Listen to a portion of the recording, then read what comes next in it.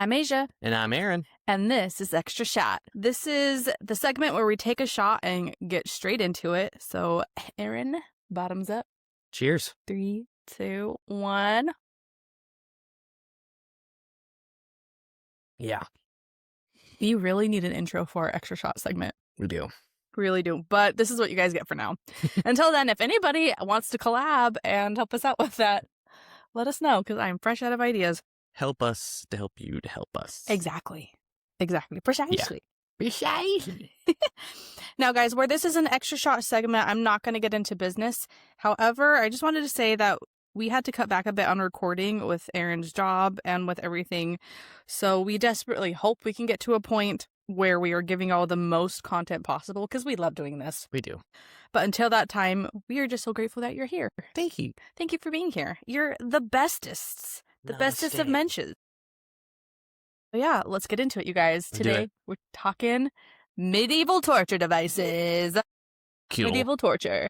I'm going to preface this by saying that in my research, I found that a lot of these weren't actually super used during necessarily medieval times. Oh. For some reason, they're just associated with it. So, yeah, Dark Ages. Yes, dark exactly. Shit happening. Dark shit. Yeah. We'll get into the nitty gritty. Oh, yeah. Now, one thing to note about the medieval times is trials. So, torture was often used before trials because confessions were considered the strongest form of evidence. You could get someone to confess that's like, oh, it's done. I think that's why a lot of point was made on getting confessions out of people, even if they weren't true. Talk about forced confessions. Yes, exactly. This wasn't medieval times, but thinking back on like the witch trials, that was also like their conviction. Like, if we could get this person to confess, that means they're guilty. Oh, clearly. Which we now know that's not always the case. Yeah. Granted what? I was like, granted, people just don't like being hurt, so they'll say anything. I know. I mean, I'm honestly, don't tell this to anybody, but I will crack under pressure. I see all those, what would you do if TikTok videos, like, give your mother up or something and we'll give you such and such? She'll probably go after the first given. I will not like a popsicle. Honestly, I don't put me down for torture. I'm not. No, I'd have to it. wait until like the hundreds of millions of dollars, the chef for the rest of your life, no bills, get paid to watch Netflix, that kind of stuff. That's me. Yeah, I don't like to hurt. I'm a little bougie. You are a little bougie. So am I, so it's fine. We like bougie. Okay, guys. Torture device number 1, the rack. The rack. Now, you guys, the rack was arguably one of the most infamous devices of them all. The rack was introduced in England in the 15th century by the Duke of Exeter. If I'm pronouncing that correctly. The Duke was the constable of the Tower of London, so the device became known as the Duke of Exeter's daughter. Ooh. So essentially what the rack is, guys, is victims were laid out on a rectangular frame and their wrists and ankles were tied with ropes at the bottom and the top. And the ropes were attached to a mechanical crank, which, Crank that. which, when turned, stretched the body and pulled the joints beyond the breaking point. Ooh. Doesn't sound fun. Maybe would use it to crack my back. A little bit. And then after that, nay. As the interrogation process continued, the strain was increased, inflicting agony and forcing the victim to relent and spill their secrets. This relentless tension dislocated joints, snapped ligaments, and could even tear limbs from said body. No, thank you. Yeah, no. Definitely don't subscribe to that. No. I don't like the rack at all. It sounds creepy. I will post images. I'll post it all on our Patreon. In case you guys didn't know, we have a free segment on our Patreon, so you can go and see stuff there as well. So we'll just put it on our Patreon. Why not? It shall be there. And for those of you looking at us on YouTube, look at our new background. You guys haven't seen our background yet. It's so dark and chilling. But yeah, this is the rack. Ooh. So fun. I know you guys all want to see this.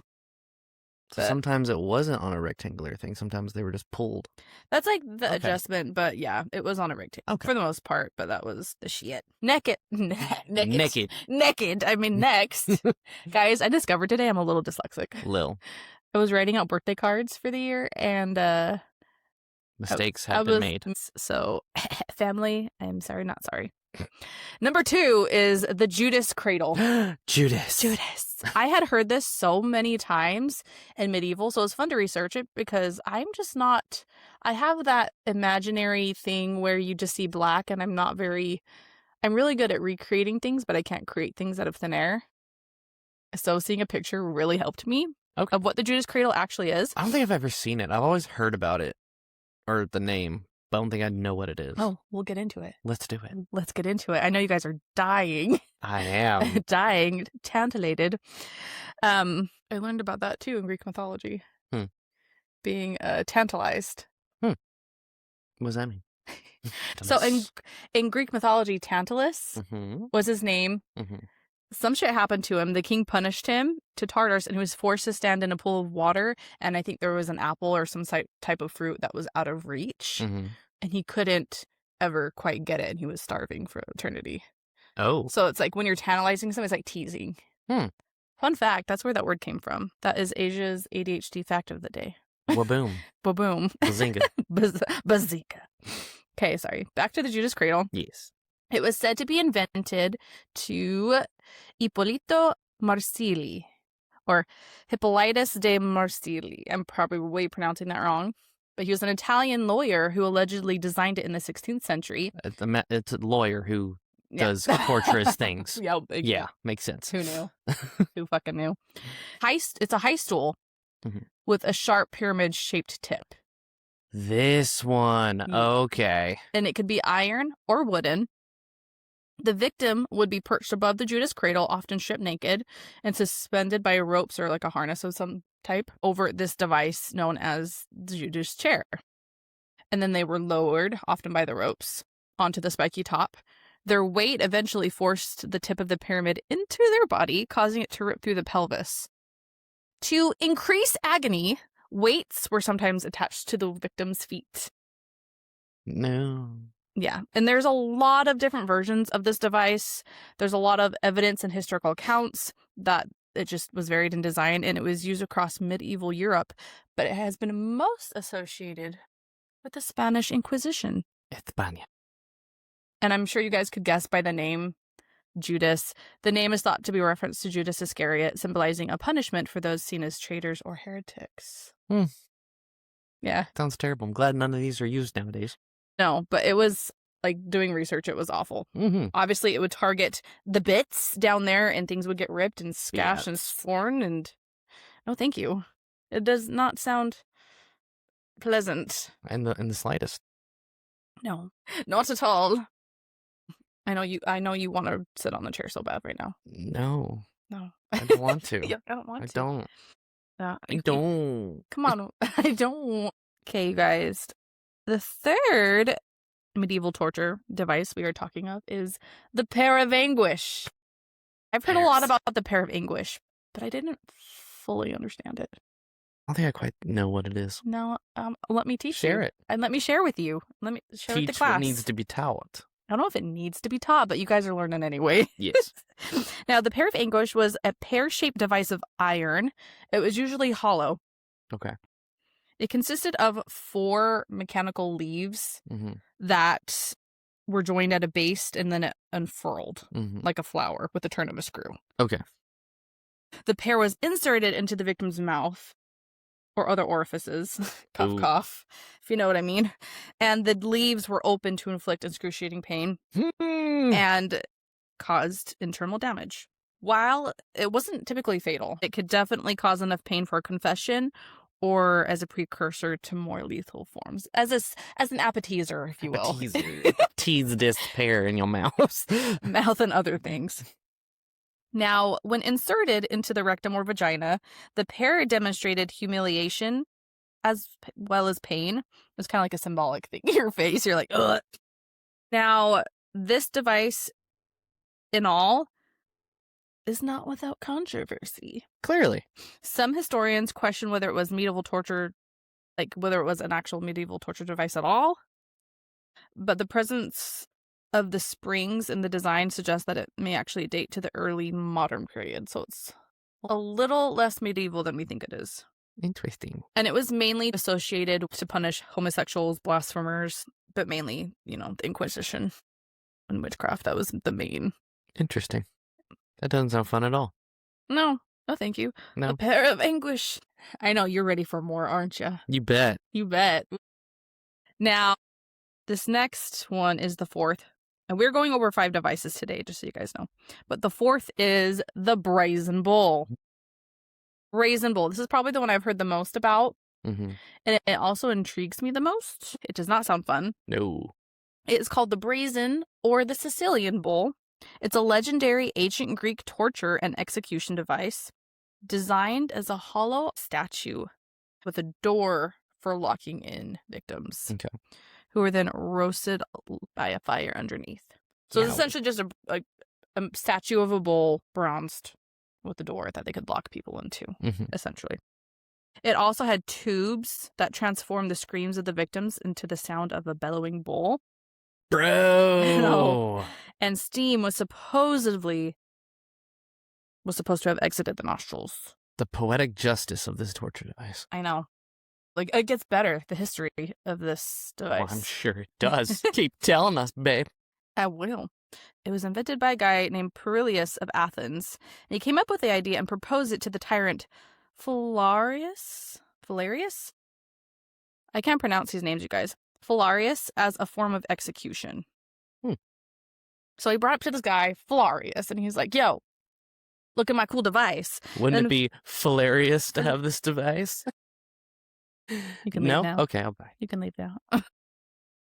Ducking out. Now, and Philarius was like, yo, bro, Perilius, you should demonstrate to make sure it works and get inside this bull, you see.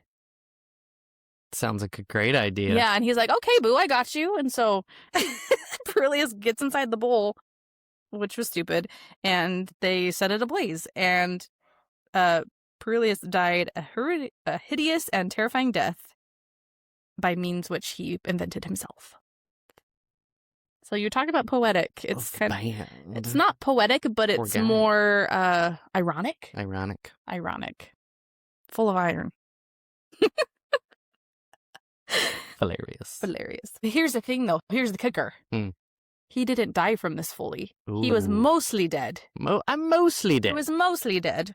He was only partly dead. So he was removed from the bull, and he was half dead, as they said, and he was thrown down the cliffs to finish it off. So poor Perillus. Bro. Perilius. I've been saying it wrong, but you get the idea. Poor guy. So that's the idea of the Brazen Bull. Don't come up with ideas, people. They just get you tortured. Don't invent something you don't want to use yourself. There you go. How about that? Last, and probably the most notorious, I would say, that we all have seen in movies and thought about is something called the Iron Maiden. The Iron Maiden. For those of you who don't know what the Iron Maiden is, it's essentially a coffin thingy filled with spikes. It's like in the Scooby-Doo movies and those Supernatural. People pop in and they're like hiding in there. Now, but I'll read the more official description. It's a solid iron cabinet shaped like a human. It's lined with spikes. Now, the victim would be enclosed in an upright iron coffin with spikes designed to inflict pain without immediate death. That's the hard part about the Iron Maiden. The spikes were specific lengths to pierce vital organs while prolonging the suffering, with it taking hours for the victim to bleed out. So you'd be sitting there in a coffin bleeding out. Ew. It gets worse. Oh, dear. In some of these Iron Maidens, 2 spikes were positioned to pierce the eyes. Ooh. So it was just a really long, grueling form of death.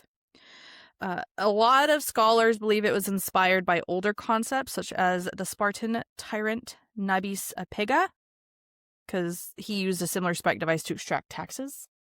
Jesus. I know. Give me your money.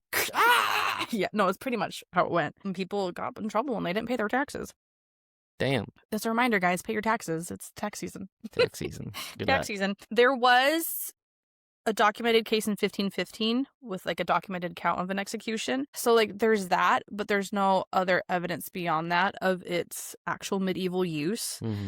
They think that people built it for show. People would put them actually in their houses to be like, hey, yo, I'm really tough. Kind of like the equivalent of just like perching your guns out. You know what I'm saying? Like, yeah. I'm either into freaky shit or don't mess with me. Now, out of these 5 devices, Aaron, if fear was the goal, which one of these do you think worked best? Oh, God. Which one do you fear the most? Brazen bull, for sure. Yeah, honestly. That Being one's... locked and just boiled. Yeah, no thanks. Crispy. Crispy. Ew. I mean, all of them sound terrible. I'll say a close second, Iron Maiden for sure. Just knowing you have freaking things just poked into your eyeballs. Yeah. Question numero dos. Which of these do you think caused the most suffering and why? Probably Iron Maiden. Because as soon as the door closed, it was instant pain. Instant pain, and then you know long, you're dead. provoked pain. Yeah. Yeah. Also, the thought of the Judas cradle, like at first you're gonna try to, keep off, or not keep off, but like adjust yourself, clinch, so you don't, go too far. But then eventually it's just gonna start going. Oh yeah, especially if you have weights on there. Going and just knowing that you're like, I am the maker of my own demise. If I don't clinch, I die. Yeah. If you had to choose one. Oh, God. If you had to choose one, which one would you choose? None of them, obviously. The rack. I'll take the rack. You'll take the rack? I take the rack. Oof. I would almost... That's hard. I'd say either the pair of anguish or the rack. I mean, stretching to the point where your limbs get pulled off. Oh, no thank you. No thank you. Oh, very violent episode, you guys. You're welcome. Thanks for sticking around. I appreciate it. Yes. One last question for you. Just kind of a discussion. Mm-hmm. Why do you think we're still so fascinated by all these devices centuries later? Why does it fascinate people? Just to think that one human could think of to inflict so much pain to another, and like their crazy ideas of what you could come up with. Oh, yeah. Oh, people got creative. Yeah. I mean, people still can do weird creative shit, but like just thinking one person could think of something like that. Yep. Just makes it that much more interesting. It's probably the same exact reason we still why we talk about cases, because it's interesting. Because I don't know, I think it's important to talk about like true crime cases. Mm-hmm. It's hard because there's a story for the victim. Yeah. And that story is important to be told. Mm-hmm. But it's also a safety thing, learning on how you can be safe in the future for yourself to avoid that situation. Yeah. And there's also another layer to it that's just trying to understand why people do the things that they do. And I can see that it's in the same way with that. It's like, why are people like this? Yeah. It's so wild. It boggles my mind. People just batshit crazy. Yeah. And y'all need to fix yourself. Fix yourself. Before you wreck someone else's self. Before you wreck someone else's self. Yeah, that is our quick little blurb on medieval devices. So there's that little blurb for you. If you guys like this type of content, let us know. Yeah. Let us know in the comments, on our socials, wherever. I want to know if you guys, or if you guys want more true crime or more paranormal. Let us know what's your favorite. I want to know. Yeah. I want to know. I want to know. Can you show me? I want to know about these strangers like me. Mm-hmm. Yes. Now, you guys, that's pretty much it. It's been fun.